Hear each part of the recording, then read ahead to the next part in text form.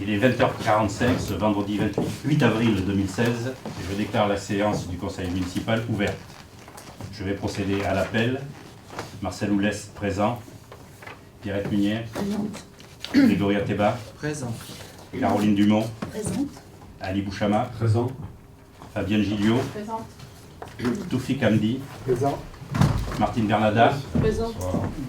Bertrand Carlin. Présent. Lina Trac. Pouvoir Marcel Oulès. Gilles d'Auvergne. Présent. Myriam El Alaoui. Eddie Popote. Présent. Evelyne Orlaville. Pouvoir Grégory Ateba. Thierry Rochette. Présent.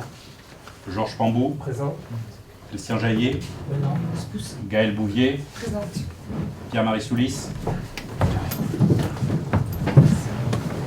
Absent. N'ayant pas donné de pouvoir. Comme à chaque début de séance du Conseil, nous allons procéder à l'élection d'un ou d'une secrétaire de séance. Y a-t-il une candidate ou un candidat? Thierry Rochette, qui serait contre? Qui s'abstiendrait? Thierry, tu es notre secrétaire de séance.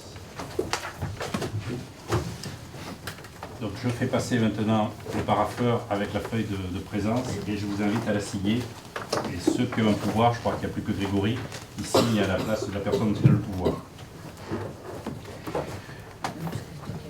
Avec votre dossier du conseil, vous aviez le procès verbal du dernier conseil municipal, celui du mercredi 2 mars 2016. Y a-t-il des remarques ou des questions à poser concernant ce procès verbal? Non, il y a des petites fautes, juste des petites fautes sur la page 3, sur le point 6.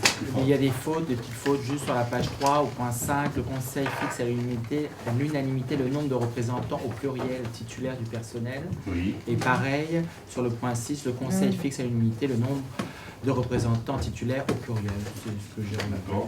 remarqué. Alors il y en a une autre. Et il y a Page une- 3. Il y en a une autre, page 3, On oui. est bien. oui. Dans le point numéro 7. Ouais. C'est pour les biens inférieurs à 500 000 Inférieur. et pas supérieurs. Voilà. Pour les biens inférieurs à 500 000. Vous savez, c'est l'autorisation que le Conseil m'accorde en fonction de l'article du CGCT.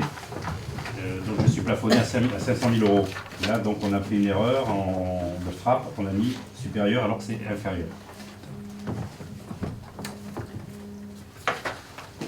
D'autres remarques?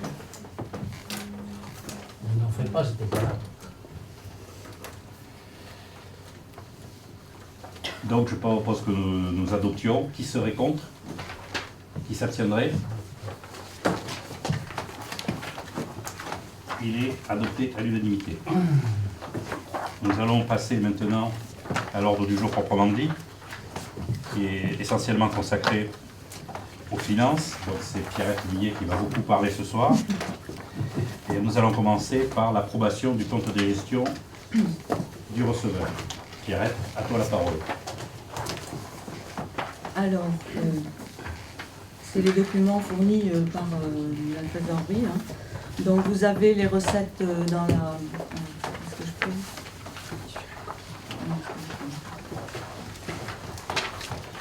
Ici, là, donc vous avez les recettes nettes en investissement 429 185,19, en fonctionnement 3 351 030,31, ce qui fait un total de 3 780 215,50. En dépenses, investissement 376 382,81, en fonctionnement 3 172 334,65, ce qui fait un total de dépenses de 3 148 717,46. Et donc vous avez pour l'exercice 2015 les excédents 52 802,38 en investissement, 178 695,66 en fonctionnement, ce qui fait un total d'excédent de 231 198,04. On le retrouve ici, mais sous une autre forme, en tenant compte dans la première colonne de l'exercice 2014. Alors Alors je suis désolée, c'est un peu petit, mais la trésorerie, elle envoie ça en format PDF et j'ai du mal à le retracer. Donc voilà. Et vous avez ces documents de toute façon dans votre dossier. C'est sur ces deux documents qu'on doit se prononcer. En fait. Y aurait-il des questions sur ce compte de gestion? On verra qu'il y a exactement le résultat. Vous avez dû le voir dans vos dossiers d'ailleurs. S'il n'y a pas de questions, je propose que nous passions au vote. Qui serait contre? Qui s'abstiendrait? Le compte de gestion du receveur est adopté. Approuvé. Donc maintenant, on va passer au compte administratif 2015. Alors, on retrouve ce qu'on vient de voir. Je vous ai fait un tableau comme ça tout de suite derrière pour bien comparer. Donc, fonctionnement, recettes 3 millions, on retrouve les mêmes chiffres. Avec un solde de 2015, donc de 178 695,66. On reprend le solde de 2014 à hauteur de 395 790,98, ce qui fait un solde d'exécution de fonctionnement de 2015 de 574 486,64. En investissement, on a un solde 2015 positif de 52 802,38. On a des restes à réaliser en recettes et en dépenses, mais comme on a plus de dépenses que de recettes, on a un déficit de reste à réaliser de 79 641 euros, ce qui fait un déficit d'exécution 2015, je dis bien 2015, de 26 838,62, auquel il faut rajouter le déficit de 2014 de 236 199,99 en bas, ce qui fait un déficit d'investissement 2015 à couvrir de 263 038,61. Voilà. Pour le général du CA. On va passer aux dépenses principales de fonctionnement. Donc, surtout en deux grands groupes, les charges à caractère général, qui représentent 35% des dépenses, et les charges de personnel qui représentent 53%. Les autres charges, c'est 9%. Donc les charges à caractère général, par rapport au prévu sur le BP, on a réussi à faire quelques économies à hauteur de à peu près 62 000 euros, en serrant nos fournitures de petits équipements, en essayant de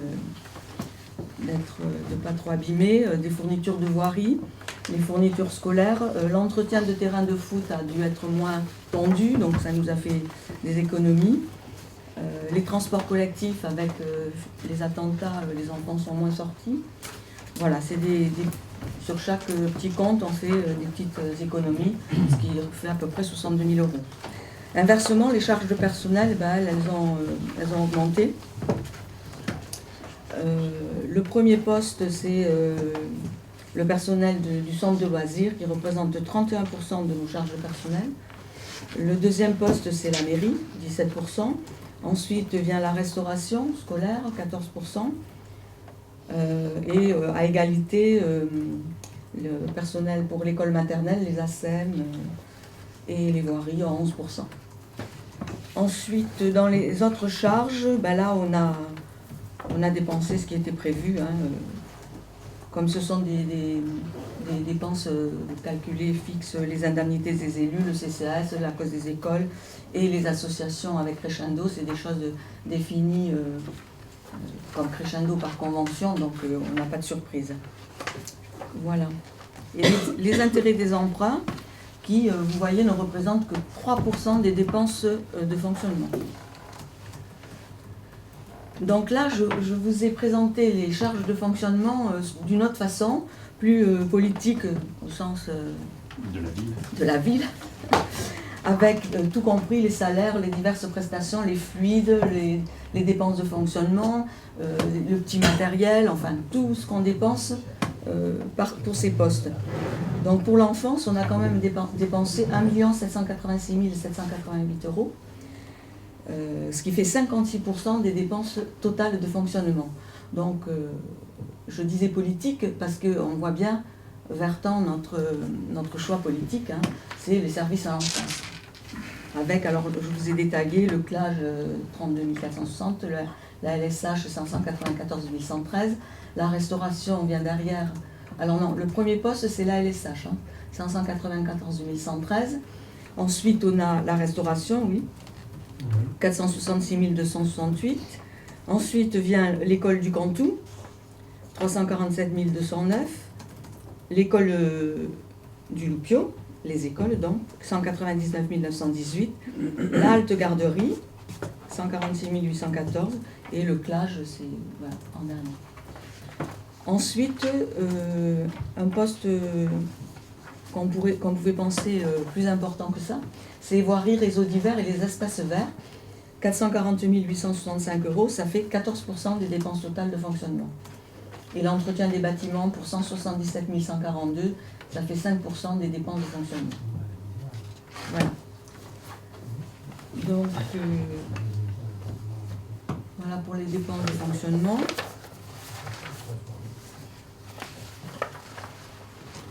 Ensuite, on va voir les recettes de fonctionnement. Alors, les impôts et taxes, hein, qui représentent 2 380 000, le 2 il n'est pas passé de l'autre côté, qui représentent 63% de nos recettes. Ensuite, nous avons les dotations et participations pour 13%. On voit que notre reliquat de 2014 est à égalité, 11% pratiquement, avec le produit des services. Hein. Le produit des services, c'est ce que payent les citoyens pour utiliser les services municipaux, c'est-à-dire restauration, surtout l'enfance, plus la culture. Donc, dans les impôts et taxes, hein, il y a la taxe d'habitation, le foncier bâti, le foncier non bâti, les droits de mutation, la taxe sur l'électricité et l'attribution de compensation de Marne-et-Gondoire. Ensuite, dans les dotations et participations, on a la DGF, la DSR, la dotation de solidarité rurale, et les remboursements de la CAF pour nos services enfance et les compensations fiscales des impôts et taxes. Ensuite, les produits des services, c'est toutes les recettes centre de loisirs, restauration. Hein. Les atténuations de charges, c'est le remboursement des maladies par l'assurance. Et les autres produits, c'est essentiellement les revenus d'immeubles, les locations. Voilà. On va passer à l'investissement. Donc les recettes d'investissement, c'est assez simple. Donc nous avons la participation, reçu une participation de l'EPAMARD. C'est le premier versement sur ce qui nous verse pour la construction des modulaires. Ensuite le FCTVA, 33%. Et la couverture de déficit 2014, 46%. Et un petit peu de taxe d'aménagement, 2%.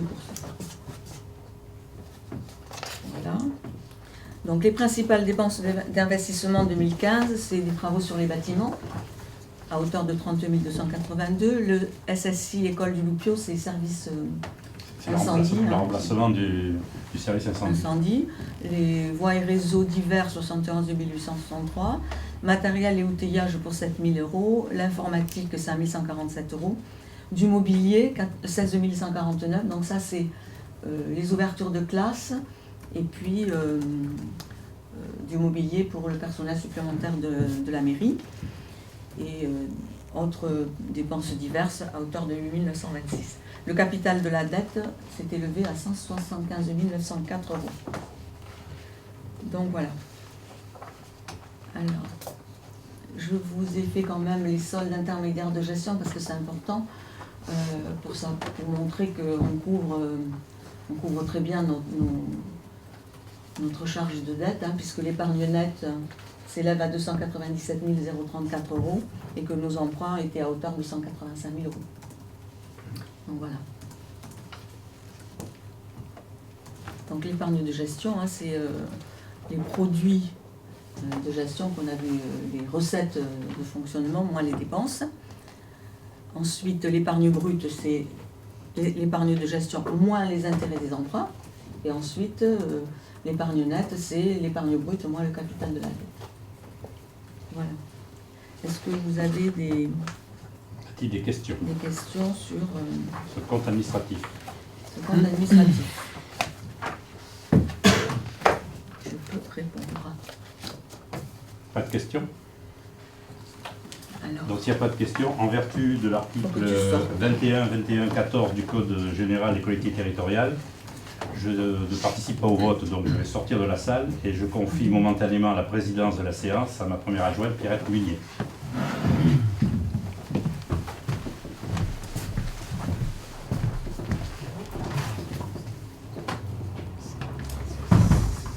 Donc, pour pouvoir approuver ce compte administratif, je vous ai fait une vue d'ensemble, hein, que ça représente d'ailleurs la première ou la troisième page du compte administratif lui-même que vous avez dans vos dossiers. Hein. Donc, résultat de l'exercice, hein, en section de fonctionnement, dépenses 3 172 334,65, en recettes 3 351 030,31. En section d'investissement, 376 382,80 de dépenses et 429 185,19 € de recettes. Je suis désolée, mais je suis obligée de dire à haute voix les chiffres pour le faire approuver. Ensuite, les reports de l'exercice N-1, donc en fonctionnement, ce sont des recettes à hauteur de 395 790,98 €. Et en investissement, comme on avait un déficit, ça devient une dépense, 236 199,99 €. Donc le total réalisation plus report s'élève à 3 784 917,45 € de dépenses et 4 176 006,48 € de recettes. Le reste à réaliser 2015 s'élève à 142 000 € de dépenses pour l'investissement et 62 359 € de recettes. Le total des restes à réaliser, donc c'est le même, et ils viennent se rajouter aux réalisations plus report, ce qui donne un résultat cumulé du compte administratif de 3 926 917,45 € de dépenses pour 4 238 365,48 € de recettes, ce qui fait un solde du budget de 311 448,03 €. Donc voilà, donc on va passer à l'approbation de ce compte administratif. Qui est contre? Qui s'abstient? Bon, ben, je vous remercie, il est approuvé à l'unanimité. Donc tu peux...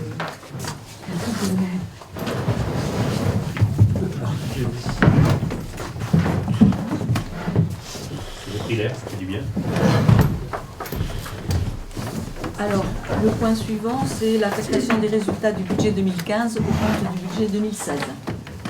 Donc, on vient de voir que le résultat du fonctionnement s'élève à 574 486,64 € et que le résultat d'investissement est déficitaire de 263 038,61 €. Donc, l'affectation sera la suivante. Au D001 de la section d'investissement dépenses, on mettra 263 038,61 €, qui est le déficit. Au 1068, pour couvrir ce déficit en recette, on mettra 263 038,61 €. Et la différence, 311 448,03 €, sera affectée au R002 de la section de fonctionnement. Y a-t-il des questions sur l'affectation de ces résultats? Donc s'il n'y a pas de questions, nous allons passer au vote. Qui serait contre? Qui s'abstiendrait? Donc, tout le monde est pour. L'affectation des résultats est adoptée. Alors maintenant, on va passer au vote du taux des 3 taxes. Donc le tableau qui vous est présenté fait une proposition à taux constant. Nous avons des évolutions de base d'imposition, donc qui nous donnera une évolution du produit. Donc les bases pour la taxe d'habitation en 2015 étaient de 3 785 128 et pour 2016, elle s'élève à 3 841 000 euros. Pour le foncier bâti, en 2015, les bases s'élevaient à 4 431 829 et elle s'élève pour 2016 à 4 752 000 euros. Le foncier non bâti, ça baisse un peu là, 65 034 pour 2015 et 59 600 pour 2016. Donc je vous ai mis dans la dernière colonne le produit attendu au taux constant qui donne un produit fiscal attendu de 2 175 820.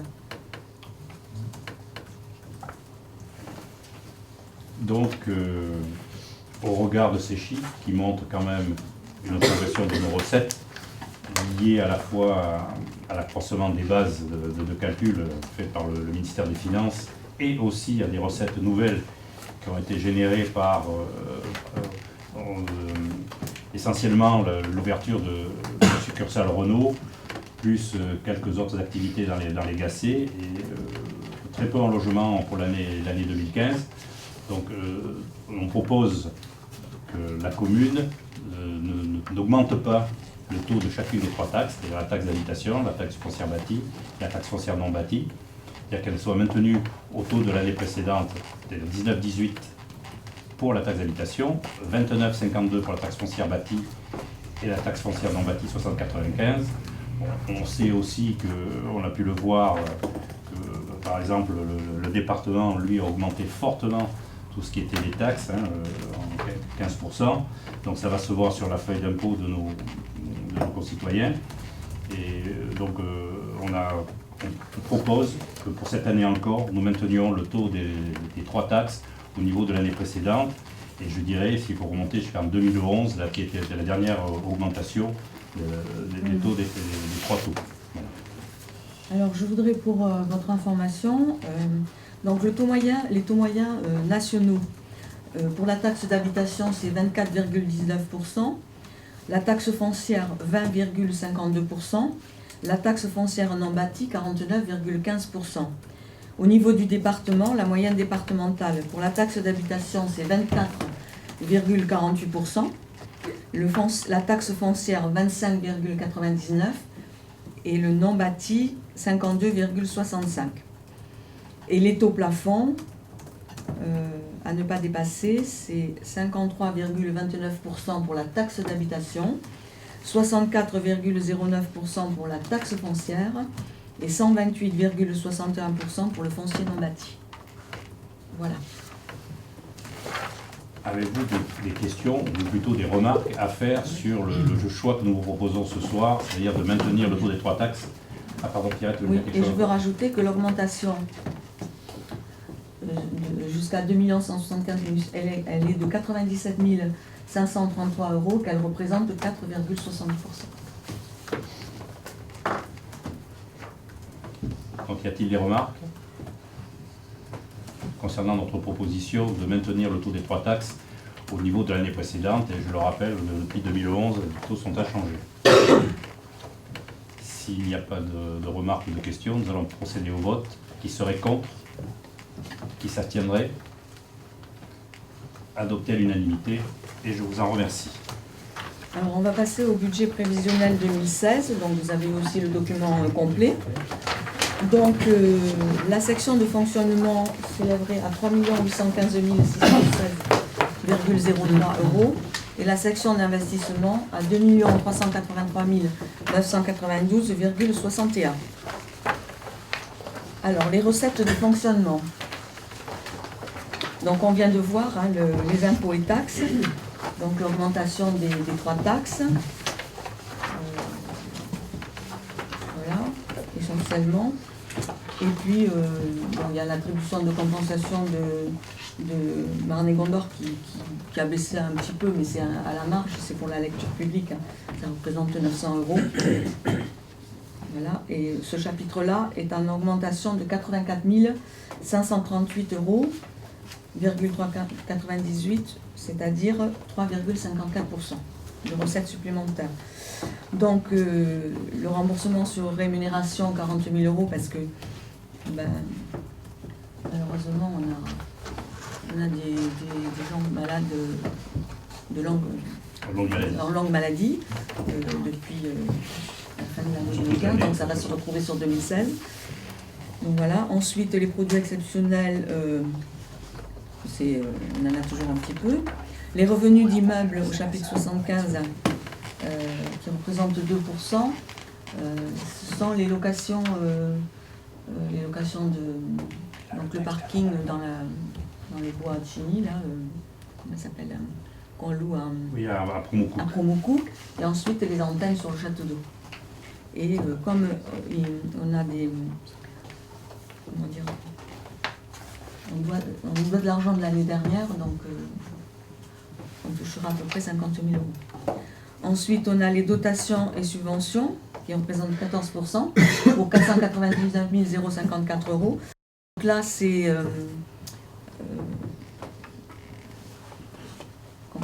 la DGF, qui est à peu près l'équivalent de l'année dernière. Donc on a un effet population, puisque la population DGF s'élève à 2977 habitants.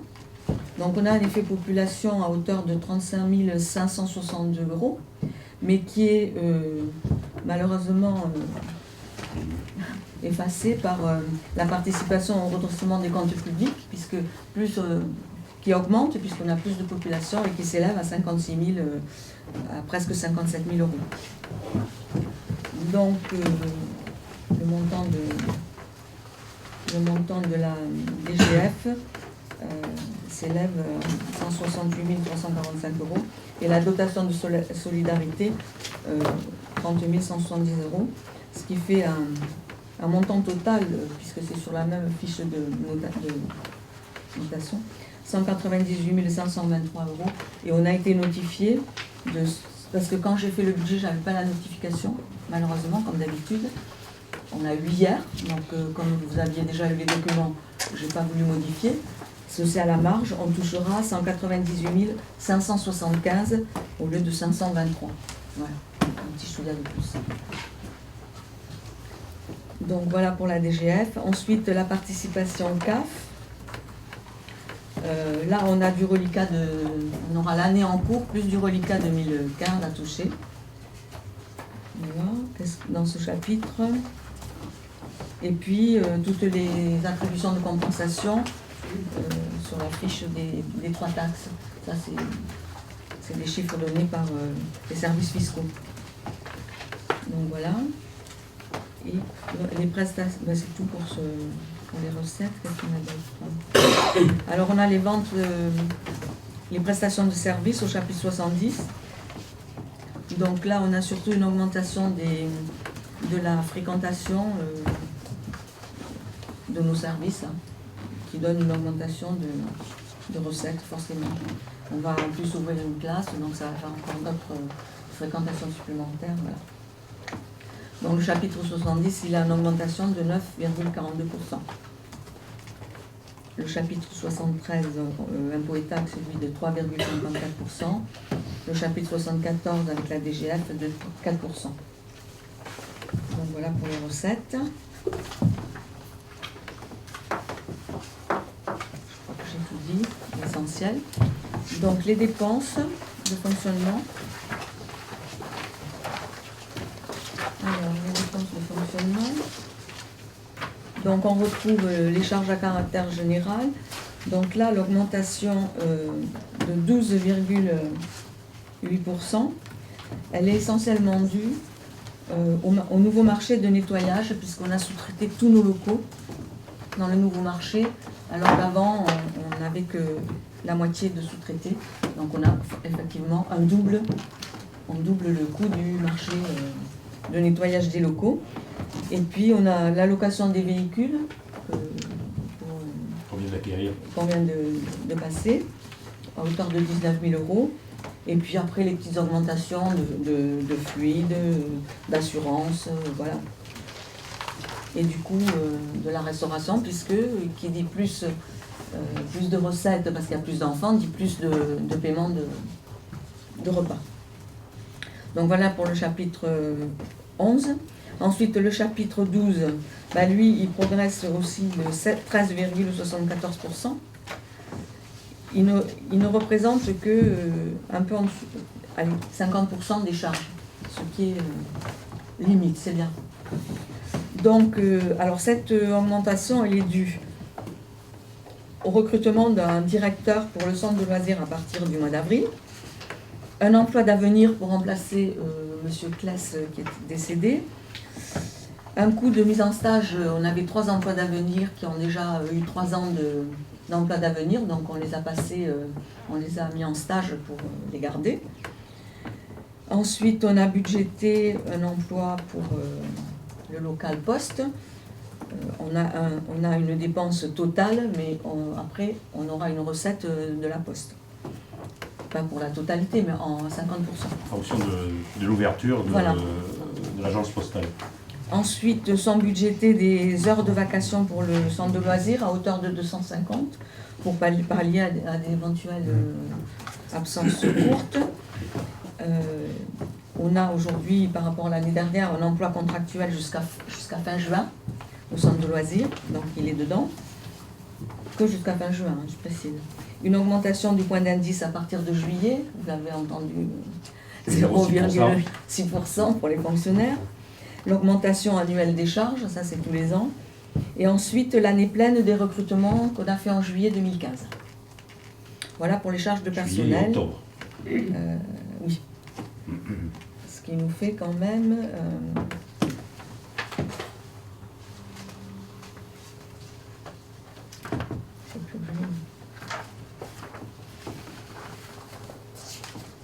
Je cherche mon pourcentage. Ce qui fait 13,74%, je vous l'avais dit, pour un montant de 230 000 € supplémentaires. Ensuite, on a les charges de gestion courante. Alors là, elles augmentent un petit peu cette année, plus 6,70%. C'est essentiellement dû à notre participation au SDIS, SDIS, c'est Service départemental d'incendie et de secours. Puisque c'est basé sur la population et que notre base de population a augmenté. Donc, on approche les 40 000 € quand même pour ce service. Voilà, vous trouverez aussi une petite somme à la formation des élus, qu'il n'y avait pas l'année dernière, puisqu'elle était reprise au chapitre 11, mais qui va s'arrêter, puisque maintenant, la formation des élus va être prise en charge par la Caisse des dépôts. On attend le décret d'application, et elle sera financée par une retenue de 1% sur toutes les indemnités des élus, les indemnités que touchent les élus. Et chaque élu devra faire sa demande à la Caisse des dépôts. Il y aura un service spécialisé pour ces formations. Donc voilà. Donc le FPIC, le Fonds de péréquation intercommunale, alors là il augmente, mais ça c'est un vase communicant avec... c'est calculé en fonction de ce que Marne-et-Gondoire doit payer. Donc toutes les communes de Marne-et-Gondoire ont vu leur FPIC augmenter. Et le virement à la section de fonctionnement d'investissement est prévu à hauteur de 240 000 €. Et les intérêts des emprunts, 96 000 € pour 2% et demi. Voilà.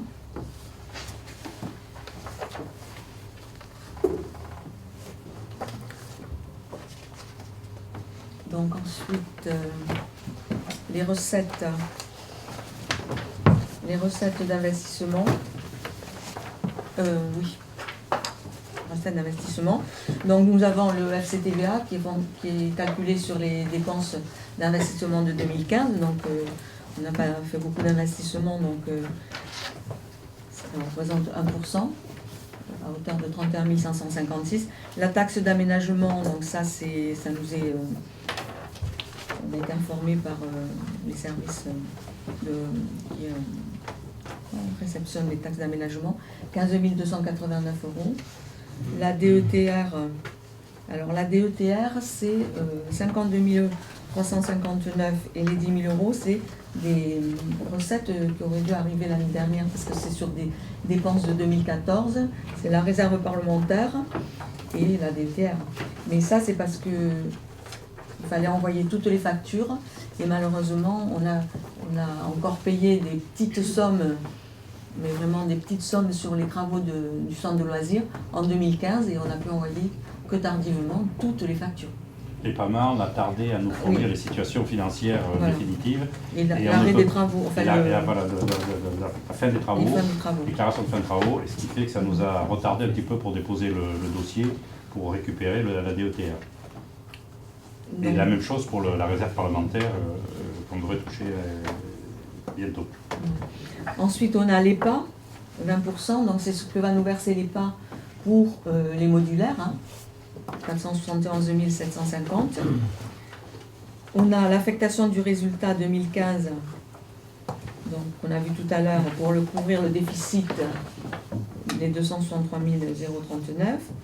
Le transfert de la section de fonctionnement de 240 000 euros. Et ensuite, un emprunt de 1 300 000 euros. Donc ça, je vais vous en parler quand on va regarder les dépenses d'investissement. Je voulais vous dire que la dette, intérêt plus capital, représentera 4,50% du budget total. Voilà. Pour les recettes. Ensuite, on va voir les dépenses.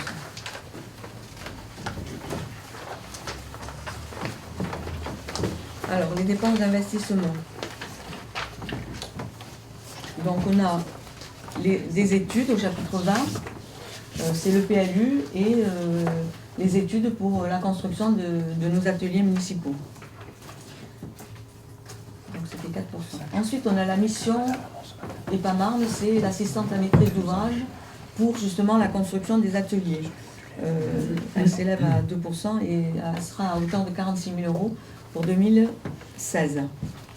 On a le capital des emprunts à hauteur de 185 000 euros. Ensuite, on a les avances pour les modulaires. On a dû, c'était prévu comme ça dans le marché, déposer 55 600 euros.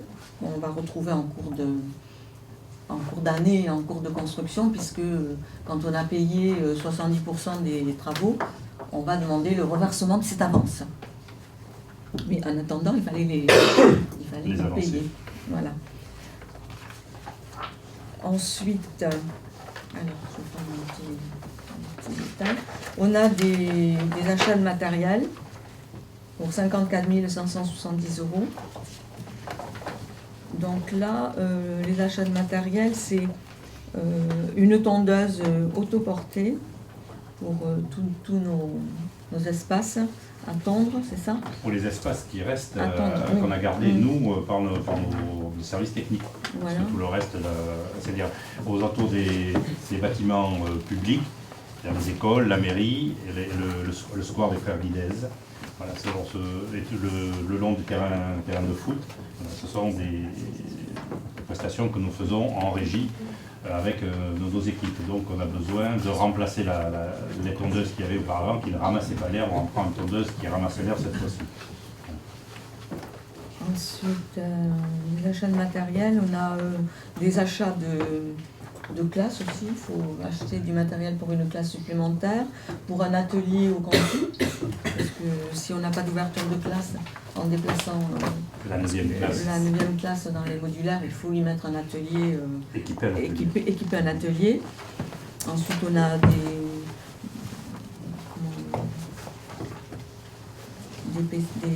PC pour l'école. Je cherche parce que c'est un peu dans plusieurs postes. Donc voilà. Le matériel informatique, il y en aura quand même pour 16 000 euros. Donc, voilà. Pour les travaux. Ensuite, pour le matériel, pardon. Alors on a des travaux, on va commencer par les bâtiments publics. Vous voyez un montant de 286 000 euros. Donc là, il y a une réserve de 200 000 euros parce que nous allons faire un audit de l'école du Loupio pour voir les travaux urgents et importants à réaliser pour que cette école soit correcte. Donc, ces 200 000 sont réservés. Et ensuite, dans les bâtiments publics, il y a des travaux sur la salle des fêtes, le plafond, le faux plafond, il faut changer les lettres, Mandanguen. Il y a des radiateurs à la salle de sport et le local sauna aussi de la salle des fêtes. Ce qui est envisagé pour la salle des fêtes, la mise aux normes handicapées. Oui, elle est en cours. C'est en cours, oui, oui.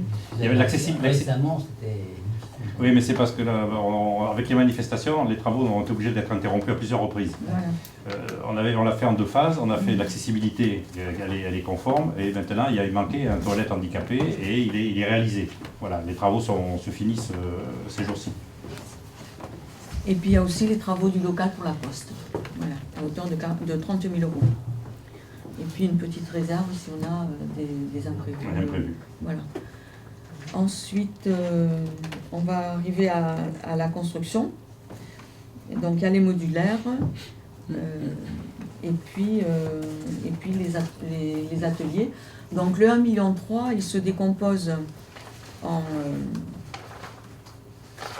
le coût des modulaires diminué de ce que nous verse l'établissement public, c'est-à-dire 687 000 €. Et ensuite, la différence avec... il y a les 200 000 pour l'école, et la différence, c'est à construction, c'est une réserve pour commencer les ateliers dès que les études seront terminées. Voilà. Et ce qu'on touchera, parce qu'on a fait une demande de DETR sur la construction des modulaires, mais comme on ne la touchera pas en 2016, puisqu'il faut fournir les factures, donc ça sera terminé pour le mois de septembre, donc le temps que le dossier passe en commission, etc. On touchera ça en 2016. En 2017, on aura aussi en 2017 le FCTVA des modulaires et des autres dépenses d'investissement. Donc ce qui nous permettra de rajouter ça au petit solde de l'emprunt pour payer les ateliers. Mais le choix qui a été fait, c'est de mettre cette réserve dans l'emprunt parce que les taux sont très très bas. Et en plus, on risque de bénéficier d'un taux pour les investissements, la BEI, la Banque européenne d'investissement. Et les taux sont pratiquement ils sont inférieurs à 2. Voilà, ils sont de 1%. Ouais. Non, oui. Voilà. Mais bon, on est en train de consulter plusieurs banques, on n'a encore rien fait, il faut que ce soit validé par le conseil municipal, bien sûr.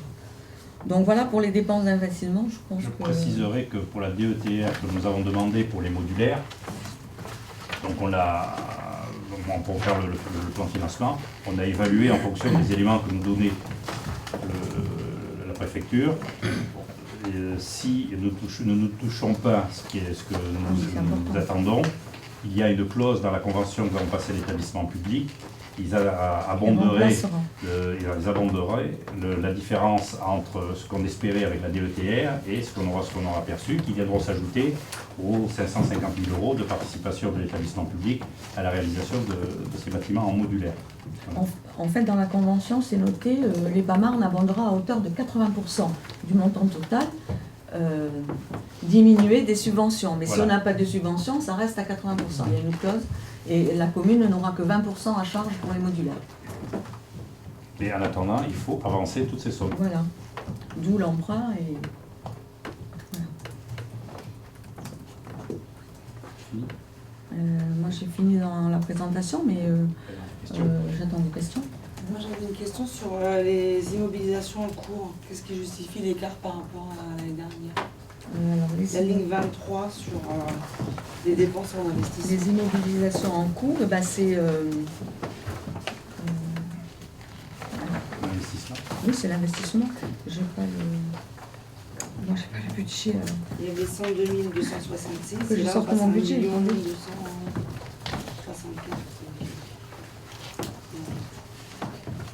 Alors, investissement en dépenses. Bah, c'est les 200 000 pour bâtiments scolaires. On passe de 102 à 1 280 000. Pas dans le chapitre 21. 23. Ah, 23. Oui. Oui, ben c'est ça, c'est la construction des modulaires. Et puis à 1 million, D'accord. la totalité. Ok. C'est 1 million, je vais vous donner le chiffre exact, des modulaires, 1 158 830. Ok, d'accord. Alors il y a les travaux, il y a tous les missions de contrôle, les coordinations de sécurité et la maîtrise d'ouvrage assistée de l'EPA qui est que de 17 000 €. C'est pas comme l'assistance à maîtrise d'ouvrage sur les ateliers. Voilà.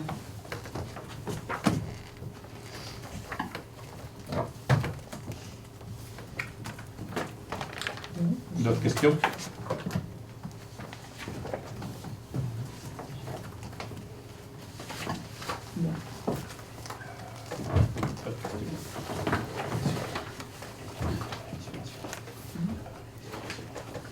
Alors, oui, on a dans votre budget, vous avez aussi les subventions qui ont été votées par le comité bilocal.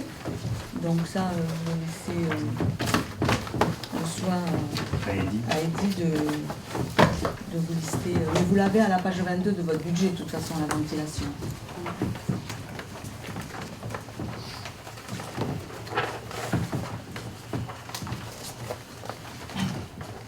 Vas-y. Oui, vas-y.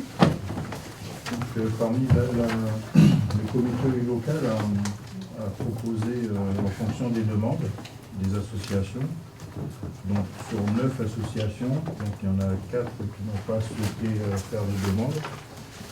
Donc par contre, comme l'an dernier, on a proposé 50 € l'équivalent de tout ce qui est imprimante, photocopie, voilà. Donc Mélanie 77, donc on a attribué, on a proposé 600 €. Le Maquette Club 600 €. Le Dojo 2650 €. Donc dans les 2600, on retrouve 50 € de photocopie. Hein. Jeu de mots 50 €. Ils n'ont pas souhaité de subvention. On leur attribue quand même les 50 € de photocopie. Val-de-France, 400 €. L'ASC, 2050 €. Patch Club, 150 €. Celle de la Gondoire, 50 €, n'ont pas souhaité de subvention. Chanteloup Football Club, 750 €. Arstétique, une nouvelle association, on leur a attribué 50 € de photocopie. Et Tous en Scène, qui n'a pas souhaité, qui ne nous ont pas fait de demande, on leur attribue 50 € photocopie. Donc voilà, sur un total, on a fait le maximum pour que ça puisse entrer dans le budget, 5 400 €. 7 400 €. 7400. Et Val-de-France, ils ont encore des enfants de Chanteloup? Oui. Oui. Ouais. Parce qu'à un moment donné, ils ont Oui. Ouais, ils en ont toujours eu. C'est pas le plus gros contingent, mais ils ont des enfants de Chanteloup.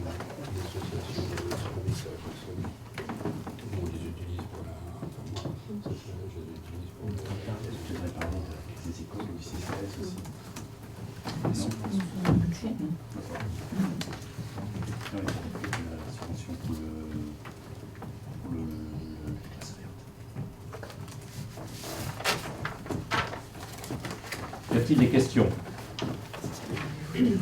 Des remarques? Bien, s'il n'y a pas de questions ou de remarques, je propose que nous passions au vote du budget. Donc on va le faire Par chapitre, par chapitre. Donc là, la section de fonctionnement pour les dépenses, chapitre 11, charges à caractère général pour un montant de 1 242 032 €.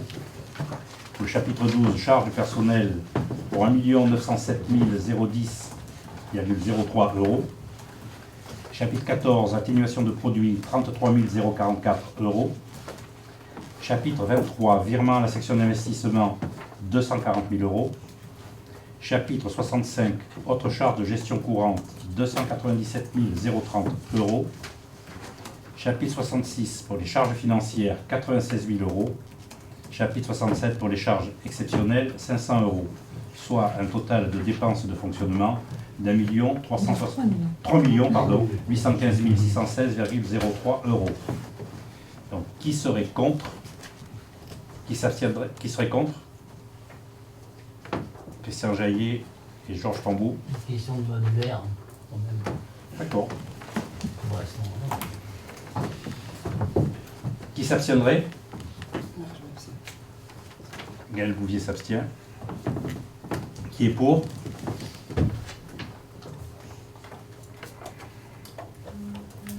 Tous les autres, avec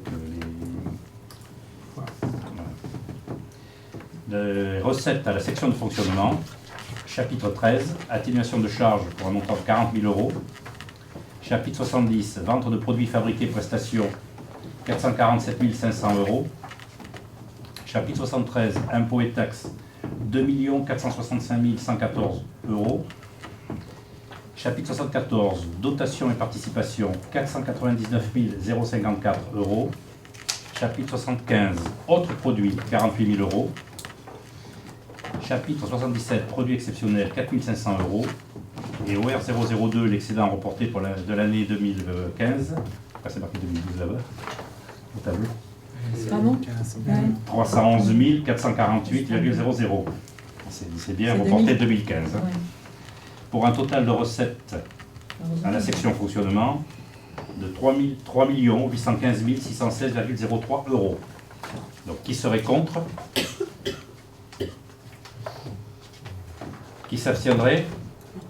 Gaël Bouvier. Qui est pour? Il y a juste une abstention. Nous allons passer maintenant à la section d'investissement, donc pour les dépenses. Chapitre 20, immobilisation incorporelle, 85 700 euros.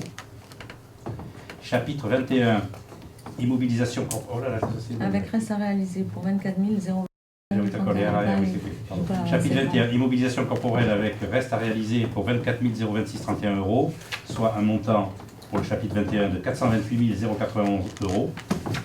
Chapitre 23, immobilisation en cours, 1 376 163 euros. Chapitre 28, participation et créances rattachées, 46 000 euros. Chapitre 66, charges financières, capital des emprunts, 185 000 euros. Le déficit de l'année N-1 reporté, 263 038,61 euros, soit un total de dépenses d'investissement de 2 383 992,61 euros. Qui serait contre? Georges Pambou, Christian Jaillet. Qui s'abstiendrait? Gaël Bouvier. Qui est pour? C'est bon. Section d'investissement pour les recettes. Au chapitre 10, dotation, fonds divers et réserves, 46 845 euros. C'est le chapitre 10. Chapitre 13, subvention d'investissement, 534 109 euros. L'emprunt, t'as pas mis le chapitre, c'est quoi là, le chapitre d'emprunt? C'est ça. Ah, il y a un truc. C'est chapitre 16. Chapitre 16, l'emprunt, 1 300 000 euros. Chapitre 1068, excédent de fonctionnement capitalisé, 263 038,61 euros. Soit un total de recettes d'investissement d'un montant de 2 383 992,61 euros. Qui serait contre? Qui s'abstiendrait? Gaël Bouvier. Qui est pour? Tout le monde. Je vous remercie pour cette Voilà ce pour votre budget. Voilà ce que donne le budget. Hein. C'est la page que vous avez. Donc c'est un budget total équilibré recettes-dépenses à 6 199 608,64. J'en profite pour remercier Pierrette, Thomas et Sandrine qui ont travaillé à l'élaboration de ce budget pour qu'il vous soit présenté ce soir.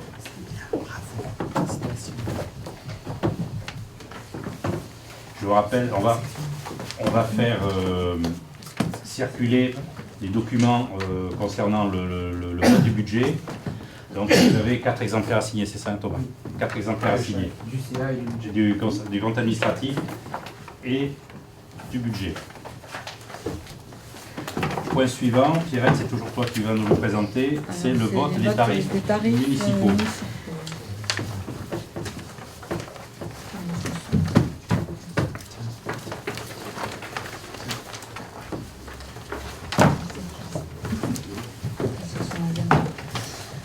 Alors, on ne voit pas très bien. Parce que... Mais vous avez le document en fait. Donc, on va commencer par les tarifs périscolaires. Donc, je pense qu'il faut que vous regardiez votre papier parce que là, on ne voit rien du tout. C'est celui que vous avez qui a été scanné. Donc,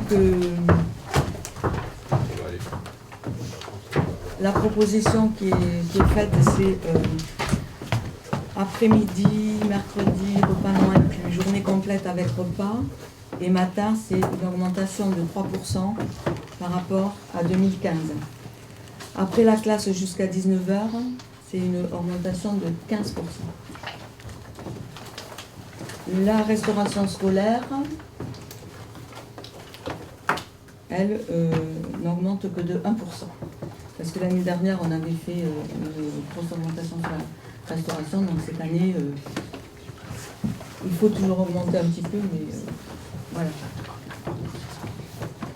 Ensuite, donc ça c'est la régie 21017. Donc on a restauration, périscolaire et activités culturelles, c'est en bas.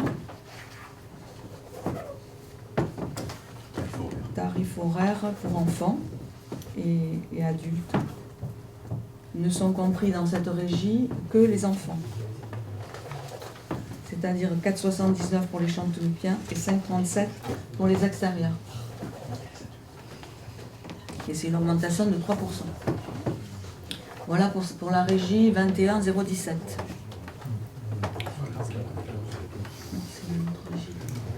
Ensuite, la régie 2113 du CLAGE. Donc là, vous l'avez aussi, c'est adhésion annuelle 36,33%. C'est... 36,33 €. On a 33 euros.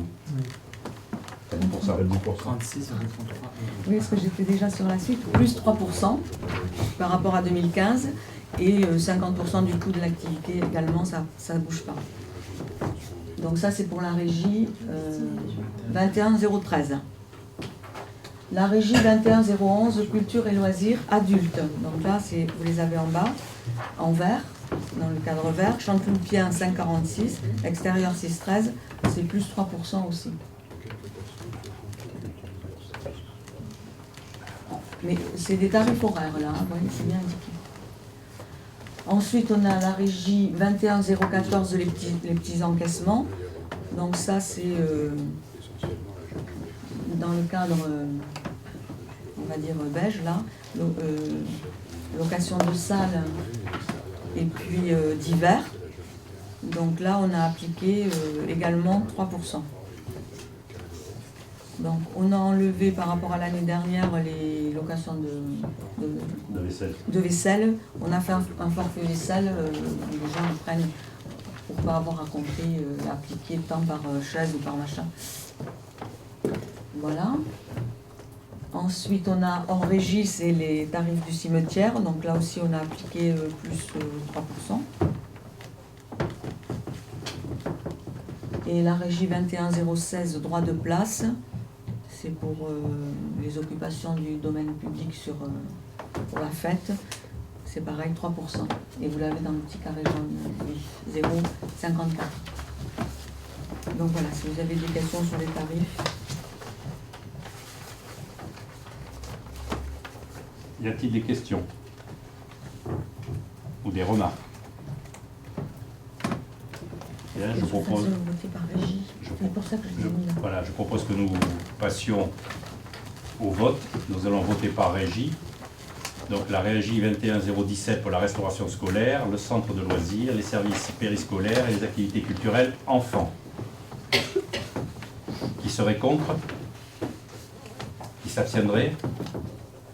Christian Jaillet et Georges Pambou. Qui est pour? Le reste de l'Assemblée. Pour la régie, 21013 pour le CLAGE, c'est-à-dire l'adhésion annuelle. Qui serait contre? Qui s'abstiendrait? Georges Pambou, Christian Jaillet. Qui est pour? Le reste de l'Assemblée.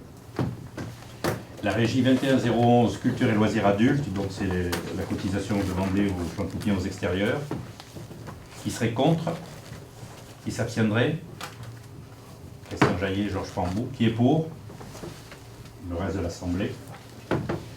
La régie petits encaissements, qui comprend, comme disait Pierrette, l'allocation de la salle, le forfait vaisselle et diverses locations de tables, chaises que l'on loue quand on nous le demande. Qui serait contre? Qui s'abstiendrait? Christian Jaillet, Georges Pambou. Qui est pour? Le reste de l'Assemblée. Hors régie, donc, ou la régie 21016, les droits de place. Ça, c'est pour le stationnement de la fête foraine, essentiellement. Pour 0,54 € le mètre carré. Qui serait contre? Qui s'abstiendrait? Christian Jaillet et Georges Pambou. Qui est pour?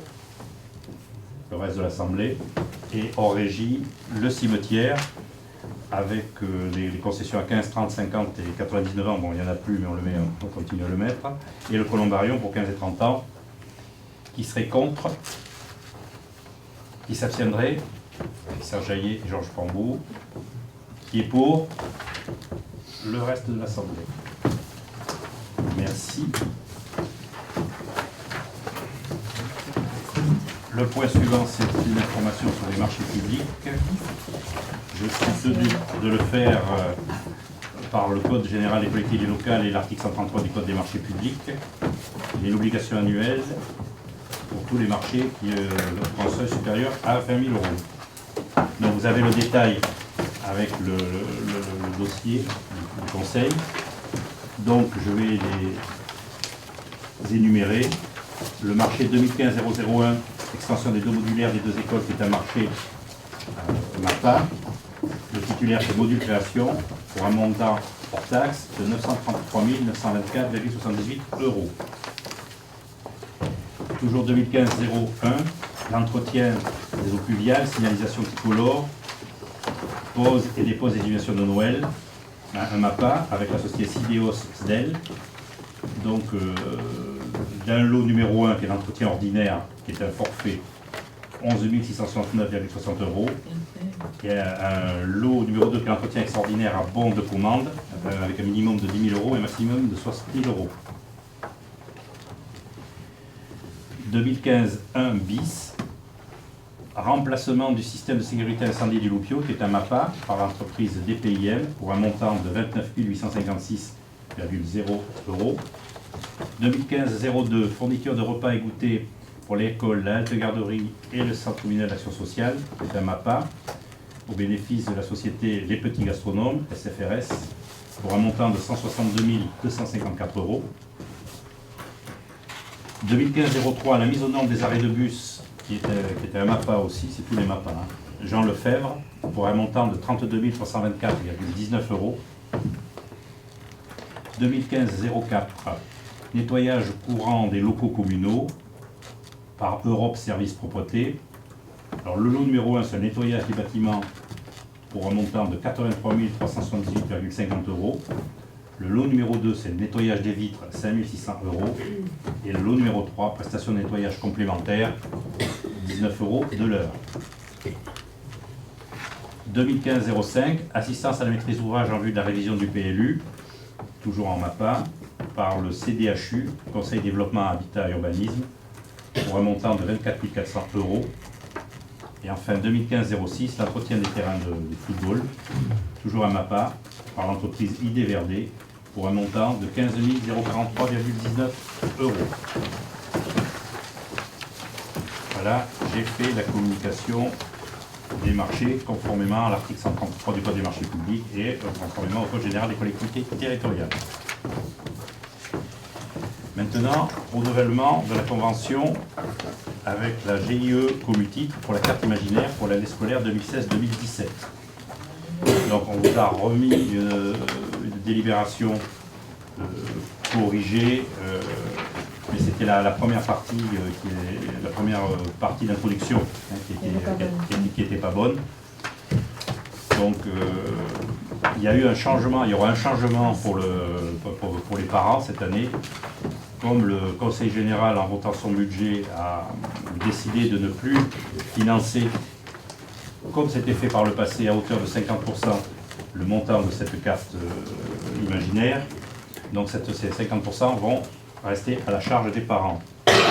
La commune, quant à elle, continuera, comme par le passé, à prendre à sa charge un quart de ses abonnements, qui correspondait avant, quand le département prenait sa part, ça correspondait à 50% de la partie restante aux familles.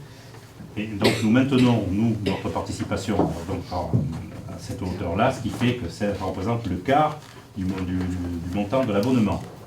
Donc les familles vont avoir une surprise en étant obligées maintenant de payer les 3 autres quarts. Voilà. Donc c'est une convention que l'on signe chaque année. Évidemment, elle concerne pour les élèves qui se rendent au collège des Carpartants parce que c'est la carte scolaire qui les envoie sur ce collège-là. Y a-t-il des questions? Des remarques? Donc nous allons passer au vote. Qui serait contre? Qui s'abstiendrait? Qui est pour? L'unanimité, je vous en remercie. Question suivante, convention conseil départemental commune pour l'adhésion au Fonds de solidarité logement année 2016. Chaque année, depuis très longtemps, la commune participe à ce fonds de solidarité logement. Et donc c'est une convention annuelle qui prend en compte maintenant la population de la commune et pour une contribution de 0,30 € par habitant avec comme référence l'INSEE, la population 2013 qui était de 2977 habitants. Ça représente donc une charge pour le budget communal de 893 €. Donc je rappelle que ce fonds de solidarité logement est une aide qui est attribuée à des personnes qui ont des difficultés momentanées, je dis bien, pour payer leur logement. Donc ça leur permet faire face à ces dépenses et surtout ça leur permet, on calcule un étalement de leur dette. Ce n'est pas, le FSL ne sert pas à payer le loyer à la place des gens qui ne peuvent pas le faire, je le rappelle. Donc voilà. Donc la commune, depuis des années, souscrit à ce fonds de solidarité. Et donc je vous propose que nous renouvelions à nouveau notre convention avec le département. Donc pour un montant de 893 €. Avez-vous des questions? Des remarques? Donc je propose que nous passions au vote. Qui serait contre que je signe cette convention pour la commune? Qui s'abstiendrait? Qui est pour? À l'unanimité. Et je vous en remercie. Je vais maintenant, pour le point suivant, passer la parole à Grégory Ateba, adjoint en charge de l'enfance et de la jeunesse, pour vous parler du nouveau règlement intérieur de la restauration scolaire des activités péri- et extrascolaires. Grégory, je te laisse la parole. Merci. Donc, nous avons repris avec notre DGS et les agents des accueils de loisirs l'optique de faire un règlement adapté, de refonder un nouveau règlement qui nous souhaitons qu'il soit pérenne, avec des annexes qui elles changeront chaque année en fonction de l'évolution. Ce règlement se définit avec un préambule et des articles. Il n'y a pas de signature de la part des familles parce que nous avons estimé que au moment où les parents inscrivaient leur enfant, ils acceptaient le règlement tel qu'il sera fourni lors de l'inscription au centre de loisirs à la restauration scolaire. Nous avons souhaité quand même définir quelques points importants, notamment les capacités d'accueil en termes de locaux, qui sont de 120 pour la ferme du pavillon et de 110 pour le Cantou, avec une déclaration auprès de la jeunesse et des sports. Nous avons édicté des horaires que nous demandons aux familles de respecter. C'est à la page 2 sur le point 2.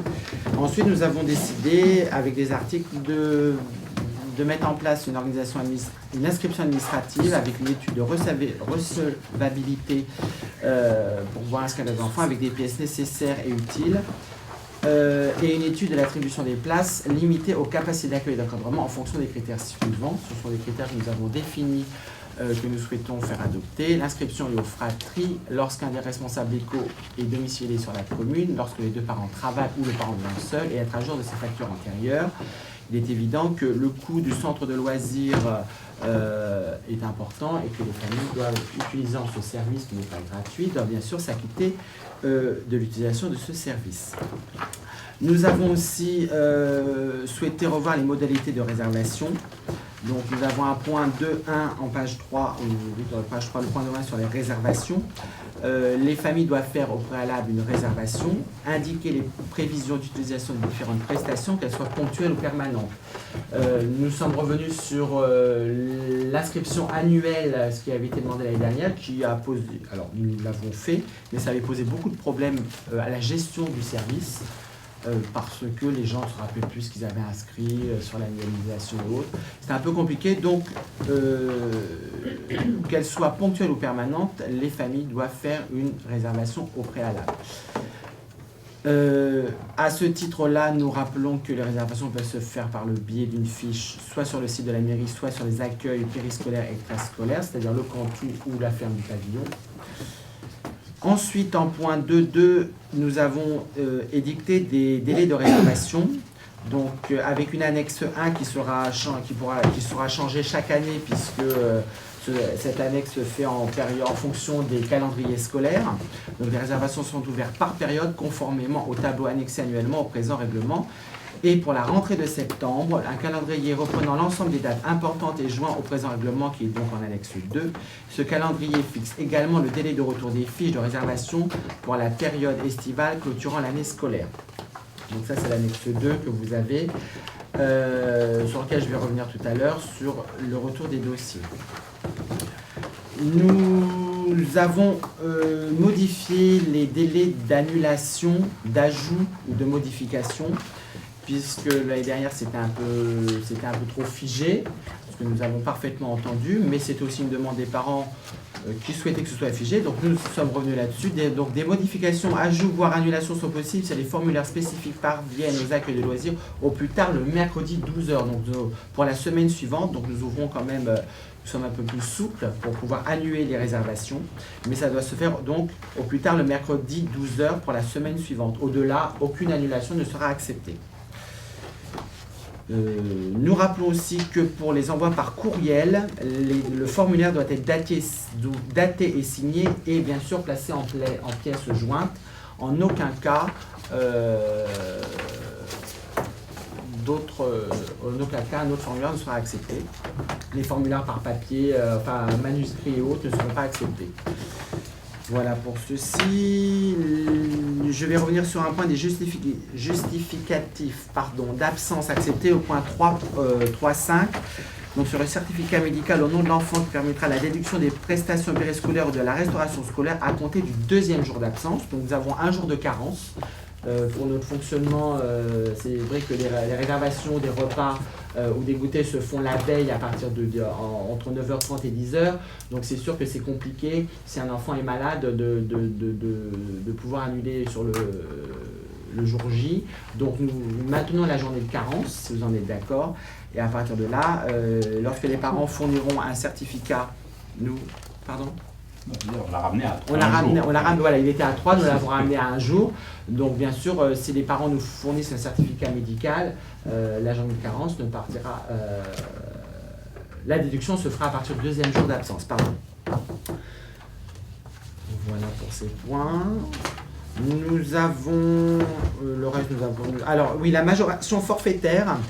L'article 3.8, toute prestation consommée mais non réservée préalablement, c'est-à-dire que lorsque les parents ont décidé de ne pas respecter les règlements, donc de ne pas faire les réservations et imposent leur enfant, il est hors de question que nous le mettions à la rue, il est hors de question que nous le mettions au commissariat de police, ce n'est pas dans la politique de la ville, mais bien évidemment, une majoration forfaitaire sera appliquée de 25% en fonction du quotient familial appliqué actuellement.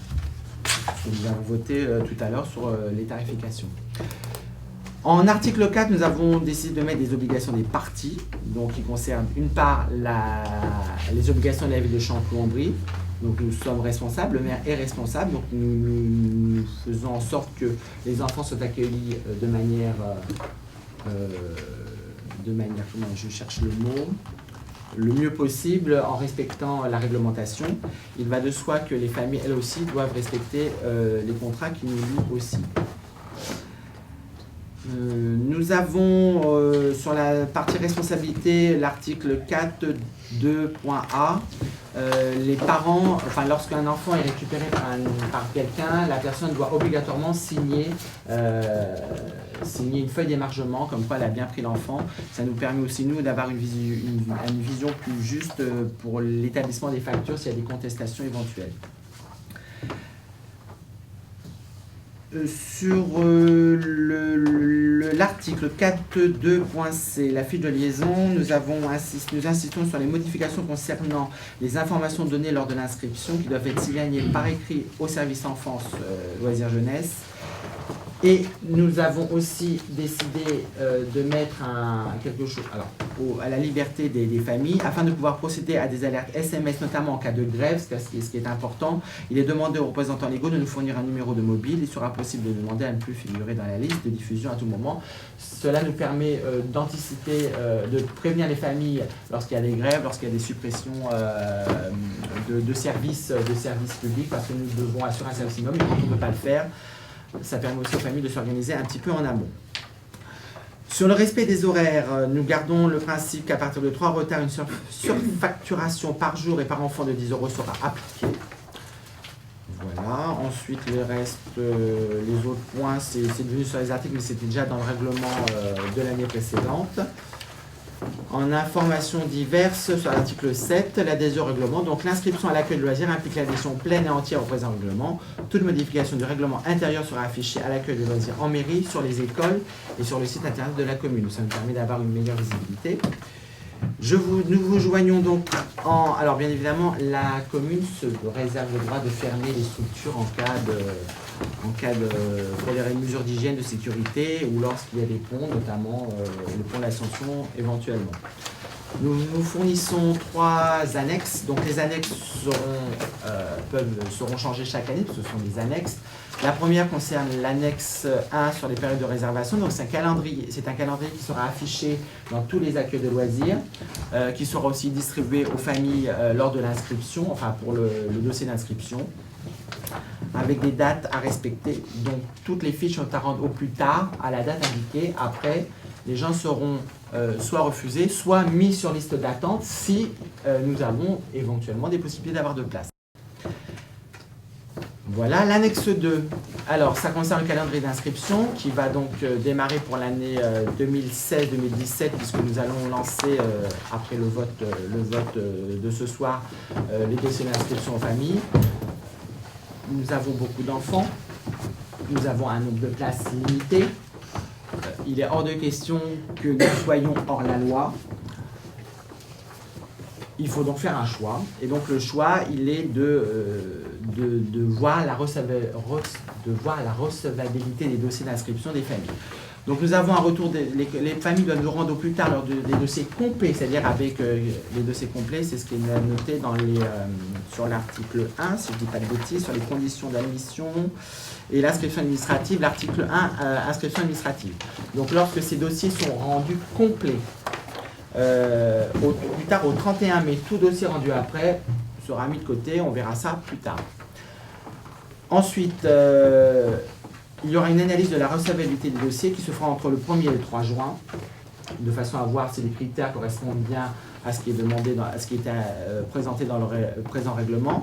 Et ensuite, l'attribution de places se fera entre le 6 et le 17 juin et les familles recevront une affirmation de leur demande entre le 20 et le 24 juin afin de pouvoir se retourner pour l'année scolaire. La rentrée.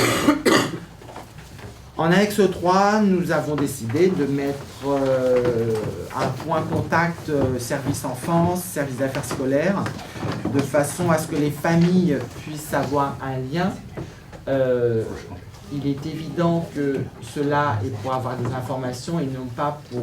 mais ça, c'est aussi le rôle de notre nouveau responsable, Laurent Roat, qui arrive à partir du 17 avril et qui met en place tout ceci, de pouvoir mieux communiquer avec les familles, notamment pour les ajouts, annulations et modifications des réservations.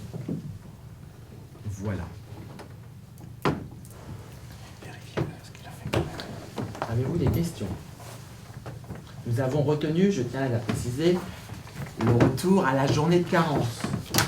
Nous en avons beaucoup parlé. Voilà. On a écouté, important. On a écouté aussi ce qui nous avait été demandé. Ce qui nous avait été demandé, tout à fait. Que 3 jours de carence, ça paraissait beaucoup. On a analysé le pour et le contre et on a dit bon, il faut quand même en maintenir une pour que autrement on a fait face à des dérives énormes et ça a un coût sur le budget que l'on ne peut pas récupérer ensuite. Donc on est un petit peu plus strict aussi sur la remise des dossiers parce que là aussi on s'est aperçu qu'il y avait certains parents, pas tous heureusement, se moquent royalement des dates limites et ça pose problème après pour les inscriptions et ils s'étonnent quand on dit qu'on ne peut pas accepter leur enfant. Il en va de la gestion des agents, notamment pour les périodes de vacances éventuellement, pour pouvoir poser des congés et autres. Eux aussi ont droit à des congés, donc les enfants peuvent pouvoir bénéficier d'un service public, d'un service d'accueil de loisirs, mais lorsque les dossiers sont rendus en retard et que nous avons des enfants en trop, nous sommes entre guillemets hors réglementation jeunesse et sport. Et le jour où nous avons un contrôle, le directeur sera responsable, mais la collectivité aussi sera responsable, parce que nous ne respectons pas les directives. Voilà. Voilà.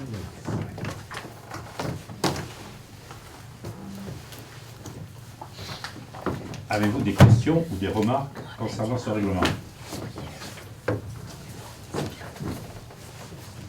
Pas de questions? Pas de remarques? Donc nous allons procéder au vote de ce nouveau règlement qui a apporté quelques modifications, l'essentiel c'est l'année dernière. Qui serait contre? Qui s'abstiendrait? Christian Jaillet, Georges Tambou. Qui est pour? Le reste de l'Assemblée. Merci. Je remercie aussi Grégory, toute l'équipe des animateurs, Thomas et aussi Laurent Roy qui est venu regarder, puisque c'est quand même lui qui sera en charge essentiellement de mise en place, l'application. Dernier point à l'ordre du jour, c'est un point qui concerne la CAMG, dans le cadre de la mutualisation des services qui se met en place. Et je vais laisser la parole à Pierrette, vice-présidente à Marne-et-Gondoire, pour nous expliquer cette convention pour la constitution d'un groupement de commandes pour la location d'autocars avec chauffeur. C'est quelque chose qui date quand même. Ça fait un moment que Marne-et-Gondoire, au niveau des transports, a proposé la mutualisation pour toutes les communes, puisqu'il y a déjà la piscine, où toutes les écoles vont à la piscine gratuitement. Les écoles de Marne-et-Gondoire. La piscine de Marne-et-Gondoire, mais il y avait la prise en charge du transport. Donc le but, c'est d'avoir le maximum de commandes pour obtenir des prix plus intéressants chaque commune reste, donc dans ce cadre-là, chaque commune a donné son nombre annuel de voyages. Le marché va être passé par Marne-et-Gondoire, mais après, on commande nous-mêmes. C'est des marchés à bonne commande, et on fera nous-mêmes les commandes au niveau du transporteur qui aura été retenu. Voilà. Donc là, aujourd'hui, on doit signer une convention pour participer à ce groupement de commandes. Et après, en fonction de l'appel d'offres,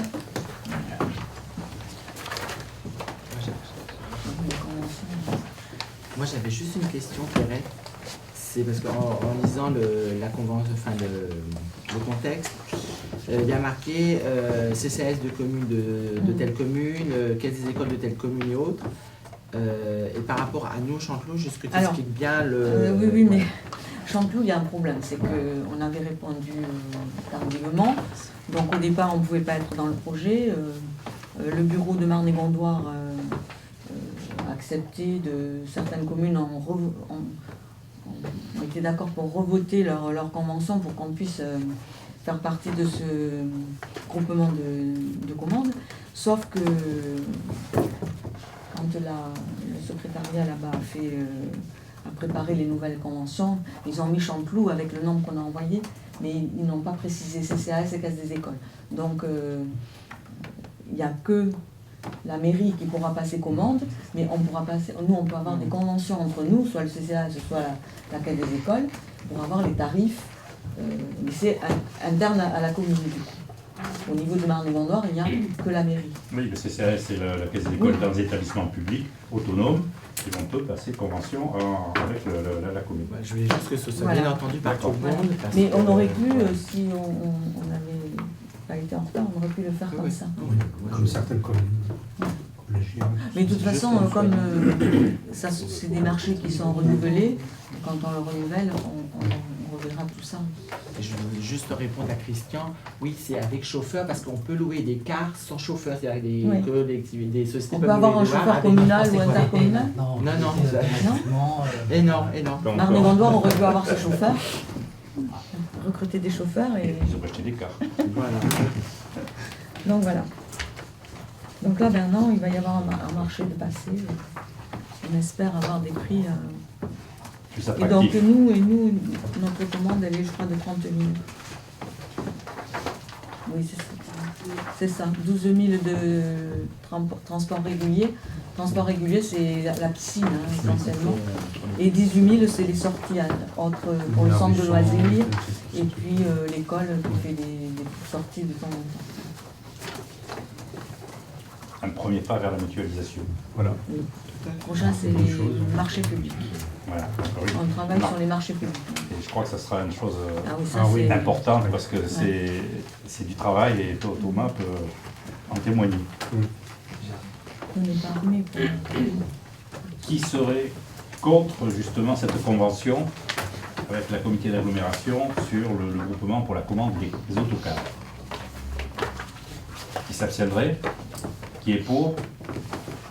À l'unanimité de l'Assemblée présente. Bien, l'ordre du jour est maintenant atteint maintenant son terme. Je vais, comme à chaque conseil, vous faire lecture des décisions que j'ai prises en vertu de la délégation prévue à l'article L5211-20 du Code général des collectivités territoriales. Le 21 mars 2016, signature d'une déclaration d'intention d'aliéner sur une parcelle, la parcelle B 993 pour une valeur de 169 000 €. Le 24 mars, signature d'une déclaration d'intention d'aliéner pour la parcelle C55 pour une valeur de 265 000 €. Pour la parcelle YA 271 pour une valeur de 307 000 €.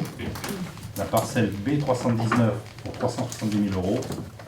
Et les parcelles 459, YA 459, 460, 461, 462, 463 pour une valeur de 1266,67 €.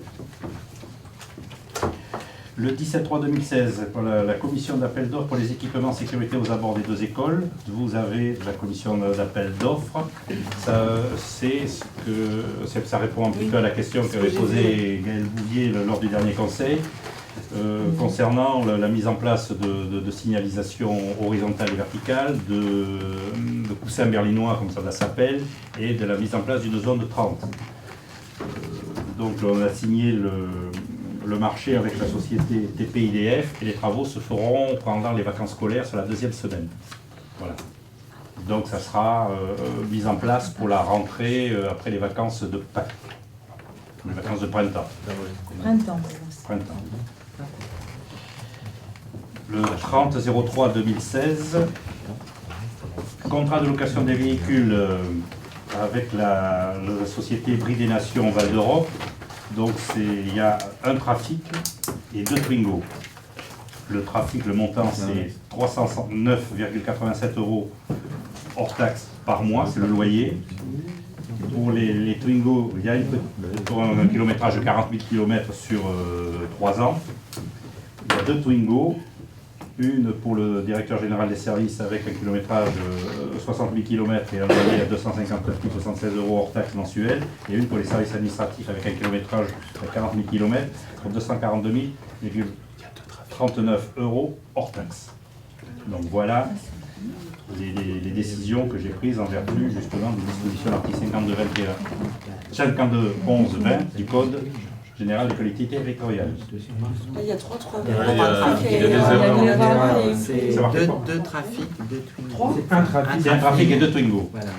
Et nous attendons la livraison du Kangoo. Le Kangoo, pour remplacer le Kangoo. Il y a même 3 trafics dessus. Il y a 3 trafics. C'est une erreur parce qu'il y a 2 Twingo. Il y a celui qu'on attend. Oui. Il y a une erreur de... Non, mais c'est- une Twingo. Il y a 2 Twingo. Oui. il y a une erreur sur le document, c'est tout. Le trafic est mis 2 fois. 3 fois même. 3 fois. Moi, j'ai pas relu ça. Je n'ai pas relu, moi non Moi non plus. Ouais, ça sera corrigé pour la publication. Voilà. Bien. N'ayant pas reçu de questions orales en vertu de l'article 5 du règlement intérieur, en liaison avec l'article L 2119 du Code général des collectivités territoriales, je déclare à 22h17 la séance du Conseil municipal du 8 avril 2016 close.